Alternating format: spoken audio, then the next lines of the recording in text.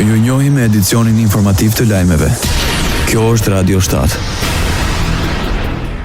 Kandidati për prokuror i përgjithshëm në Republikën e Maqedonisë së Veriut, Nenad Saveski, pak para votimit në seancë garantoi një llogaridhënie dhe transparencë radikale, digitalizim dhe kushte pune që një prokuror të mund të kryejë punën e tij pa pengesa në një mënyrë efektive dhe dinjitoze.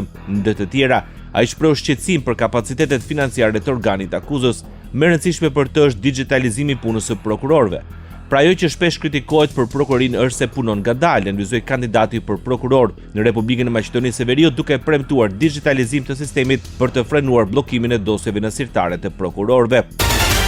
Opozita në Republikën e Maqedonisë së Veriut denoncon rritjen e çmimeve të derivateve të naftës dhe mungesën e reagimit nga ana e qeverisë. Profesuesi e Bashkimit Demokratik për Integrim, Imrane Veliu Aliu, në një konferencë për shtyp deklaroi se konsumi i derivateve për transportarin në rreth 720.000 tonë në vit, përkatësisht 60.000 tonë në muaj dhe rreth 2.000 tonë në ditë. Bazuar në këtë konsum, BDI vlerëson se mos ndërhyrja e institucioneve po kushton qytetarëve dhe bizneseve rreth 685.000 euro në ditë, apo mbi 5.1 milion euro në një javë. Sipas kësaj analize, vetëm gjatë 2 javëve të fundit qytetarët kanë paguar mbi 10 milion euro më shumë për karburantet.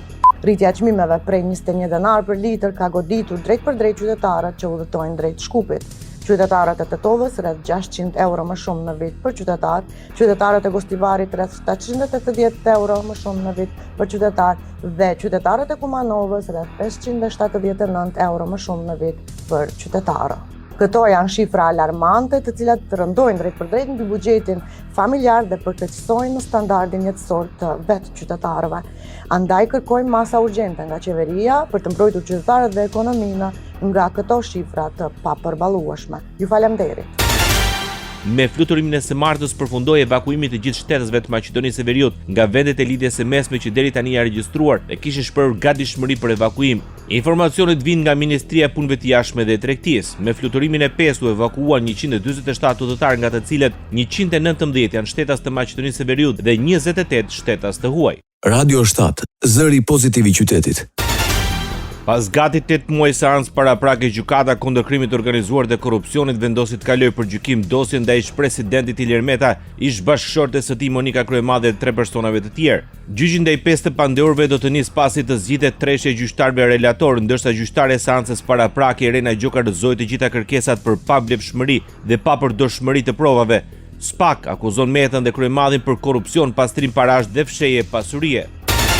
Avokati Ilir Metës, Kujtim Cakrani, deklaroi se ndonse gjykata pranoi se ka mungesë të provave, injoroi kërkesat të pandeurve për t'i plotësuar, duke thënë se çështja do të gjykohet në themel. Sipas tij, me vendimin e fundit, gjykata vendosi përfundimin e çështjes ligjore dhe fillimin e çështjes politike. Gjykata përsëri nuk u ngrit dot në lartësinë që kërkon detyra, ja kaloi çështjen për gjykim, duke na thënë që këto çështje mund të zgjidhen vetëm në themel, që do të thotë që gjykata e themelit do të bëj edhe prokurorin, do të bëj edhe gjyqtarin.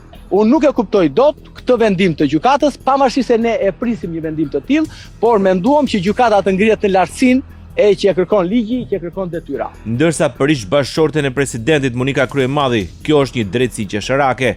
Ka një gjë shumë të mirë ky vendim, sepse për në Strasburg, për hir të vërtetës, zoti Meta i jep një shans shumë të madh, jo vetëm për të zbardhur çështjen në lidhje me veten e tij, por i jep një rast shumë të madh edhe për të treguar të gjitha ato miliona dollar që taksapaguesit amerikan dhe europian kanë paguar për një sistem drejtësie, me të cilët kryepolicët e prokurorisë, po themi, që thon afërmendsh që gjykata do marrë vendimet tona, siç është ajo, të gjithë jemi të barabartë përpara drejtësisë, duke kjo gjë kërkoja ta bëjmë me gërma të arta, afërmendsh gjykata merr vendimin që thot prokuroria. Kryetari i Partisë së Lirisë Ilir Meta deklaroi se përfundimi i seancës paraprake na jep lirim për të çmentuar publikisht të gjitha gënjeshtrat, falsifikimet dhe mashtrimet që ndodhen në Fashikuj. Sipas Metës, Rama Forma ishte një drejtësi me regji për të shtuar korrupsionin me përmasa skizofrenike në Shqipëri, siç e provoi dhe raporti Transparency International. Ndoqët lajmet shkurt në Radio 7, zëri pozitiv i qytetit.